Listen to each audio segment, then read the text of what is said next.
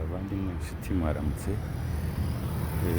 muri nanone kuri wa murongo wanyu ya shene yanyu Umunsi News ndetse n'Inshuti TV.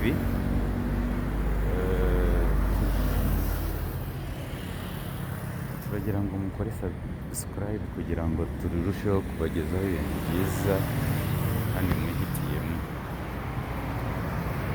Ubushize twabahaye inkuru y'umukecuru Anastasia. Uriya mukecuru yagize ibibazo bitandukanye. Icya mbere yagize cyari ikibazo cy'umuryango. Yagize ikibazo cy'umuryango we, agirana ikibazo n'uwo bashakanye, biba ngombwa yuko batandukana. Batandukanye kubera yuko yakoraga muri Koruta, yikorera ibintu byo gucukura amabuye y'agaciro ya Koruta. Umugabo we ntiyaza kubyakira neza, biba ngombwa ko batandukana.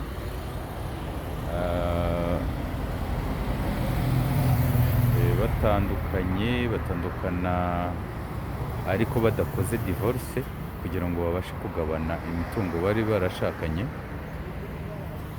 Gusa nk'uko mwabibonye yari afite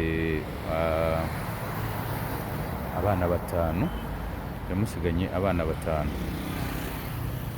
Abo bana batanu baracyari bato, bakeneye kurerwa. Icyo ni ikibazo kimwe yagize.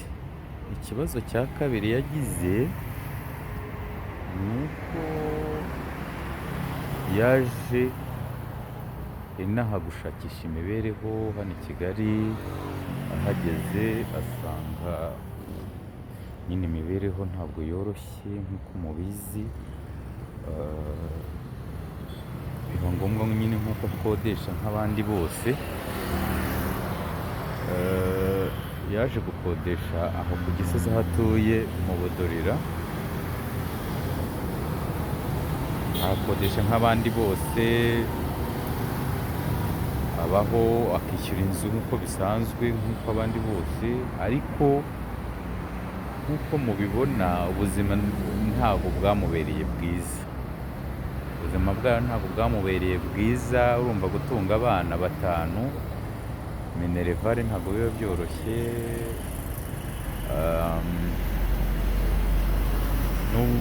No kubashakira ibyo kurya n'ibyo kwambara nyine ntabwo byamugendekeye neza, kuko atari afite akazi gafatika. Mu busanzwe asanzwe akora akazi ko gucuruza. Acuruza ibintu bitandukanye. Yacuruzaga imbuto bisanzwe, nyine ntibyaza kumugendekera neza, aza guhomba. Ubu ngubu akazi akora, ajya gushakisha ibiraka byo kumesera abantu, bakamuha icyo gihumbi, akaza agatekera abana. Rero muri ino minsi ikibazo afite kitamworoheye ni uko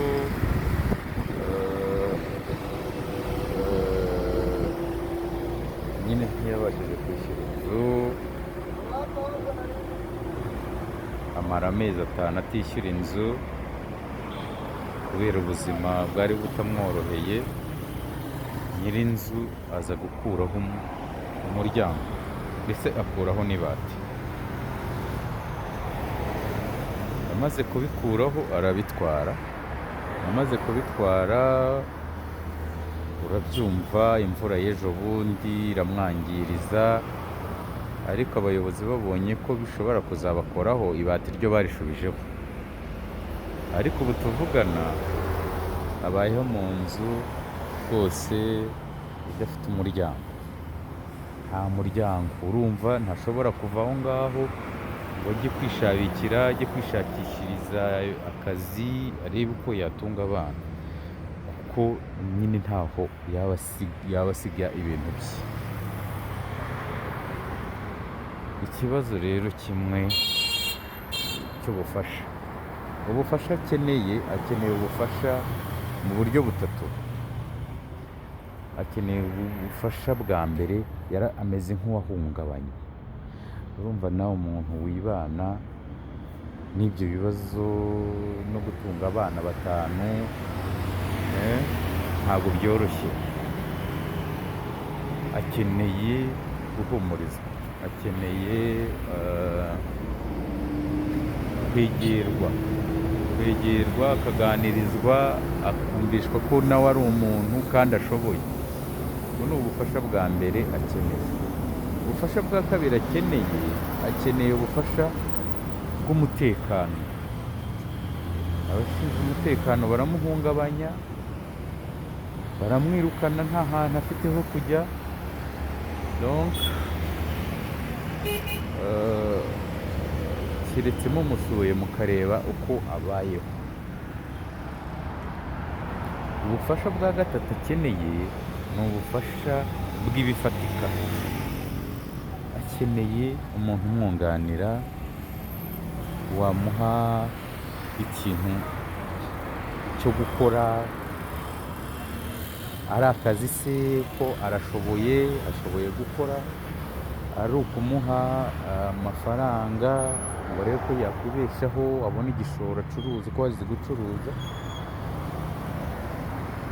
mbese ari ukumuha ibyo kurya nabyo ntabyo afite. Umuntu akaba yamwegera akamuha ubwo bufasha ashoboye. Rwose turi abakristo twese, n'utari umukristo akeneye kugira neza, akeneye gufasha,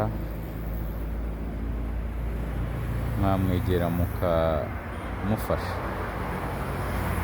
Kuri iki kiganiro hasi turashyiraho nimero ye, uwabyifuza ashobora kumusura, akaba yamugeraho akamuganiriza, akareba uko abayeho.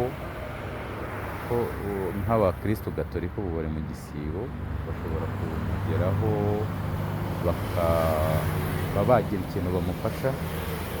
Akeneye ubufasha mu by'ukuri, bwaba ubw'amafaranga, bwaba ubw'inama, bwaba bwo kumuhumuriza. Buri bufasha ubwo ari bwo bwose bwamugirira akamaro. Niyo mpamvu numvaga nabakangurira ko rwose mwamwegera tukareba icyo twafasha uyu mubyeyi, Imana natwe ikazatugororera.